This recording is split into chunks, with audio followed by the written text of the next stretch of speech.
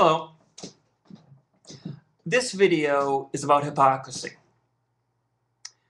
There has been several things in the news today that this past week that shows how rampant hypocrisy is in our culture and in our nation. Number one was the heckling, interrupting reporter from the Daily Caller who interrupted President Obama when he was speaking. Now, you can disagree with him all you want, but you don't interrupt the man while he's speaking.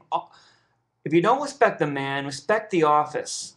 Now, I was no fan of President George W. Bush. But I treated the office with respect. He was my president. I mean, I'd speak out against him in a civilized manner. And the thing is, I have to ask, if Rachel Maddow, or if reporter from MSNBC, John Nichols from the Capital Times, a local liberal newspaper in Madison, Wisconsin, what would you say? Would you say, hey, he's just practicing his freedom of speech? Or would you call for his firing? His or her firing? I mean, really, does anyone who is watching this video actually think that the right wing would be okay with that?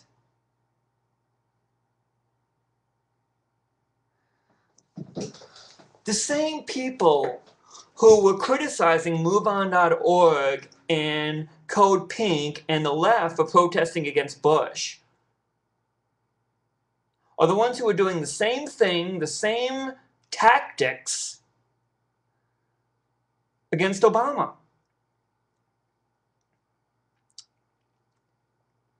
Hypocrisy. Jesus spoke against hypocrisy 24 times. And hypocrisy is a sin. It's basically judging someone partially on something that you would either do yourself, or basically allowing someone, supporting someone doing the same thing of another person that you condemn. It's not being intellectually honest.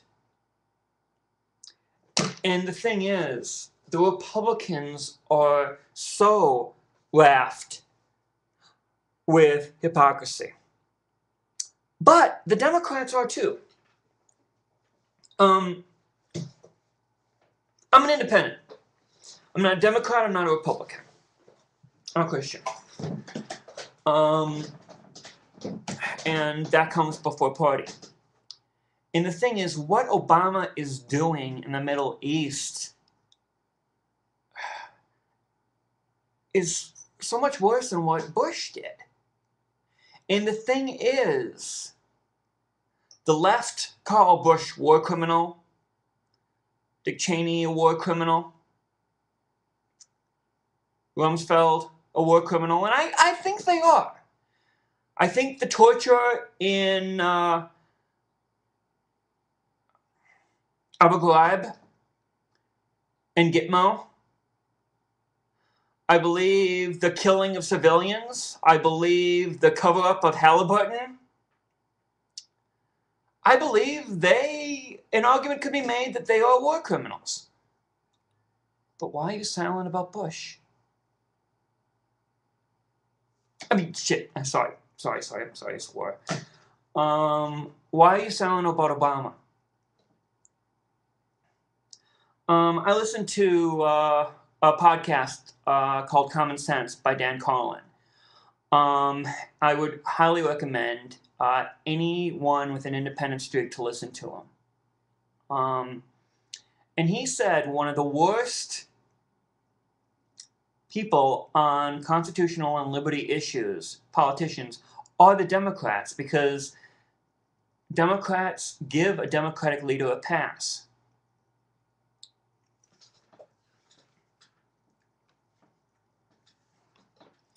And talking about the Republican Party being hyperpartisan. The executive order about illegal about immigrants who were children of illegals who lived here for more than 5 years and went to high school, graduated high school, go to college, live a squeaky clean life, join the military, etc., should not be deported for 2 years. Mark Rubio had a similar bill.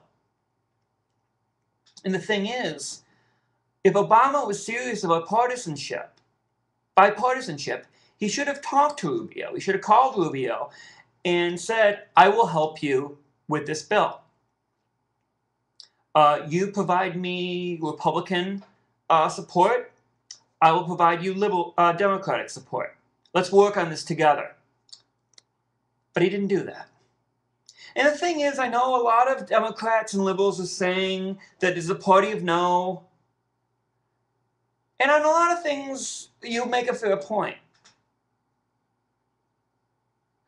But Obama should have reached out, should have tried the bipartisan approach with Rubio. And the thing is, if Rubio's bill would not pass the Congress and the Senate, then do the executive order. I mean, I do believe that this was a constitutional overreach. But I also believe that partisanship on both sides. And the thing is, there are Republicans who don't want to do anything Obama suggests. They don't want to work on a common ground, on a compromise where you don't get everything you want, they don't get everything they want, but each side gets something that they want. I mean, Dick Murdoch, who won an Indiana primary against Dick Lugar.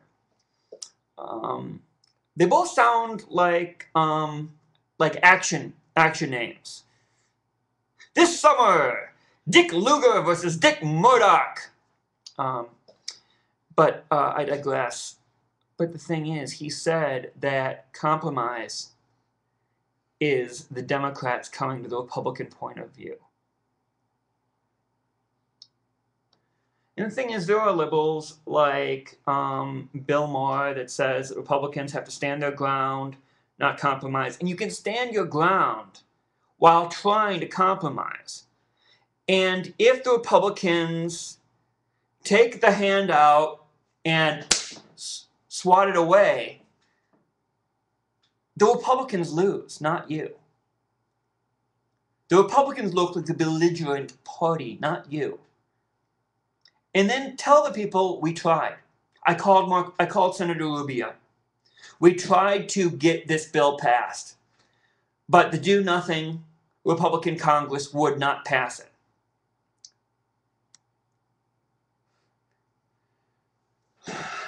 I just want us to go back to the days of Reagan, the days of Bush, even the early days of Reagan. I mean, even the early days of Clinton, where there was compromise, where compromise wasn't a dirty word, where Reagan and Tip O'Neill would sit down, where they disagreed with each other, but they respected each other. And the thing is,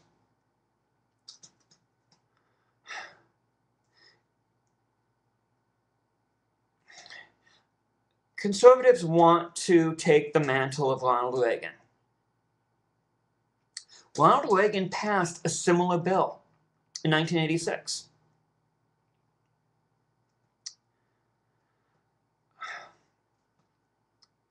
And the thing is, by denying your heritage, I mean, that's a little form of hypocrisy as well.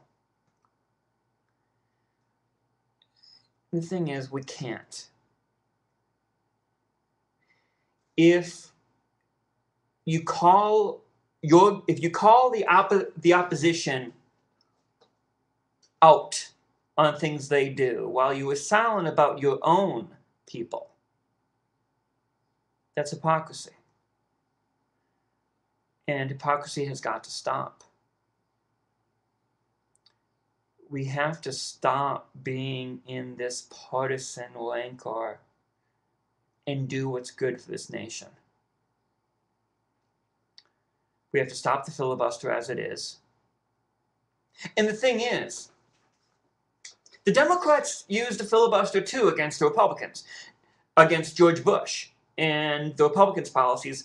But the thing is, the Republicans have used it much, much more, and on simple bills, not just votes against judges and stuff like that.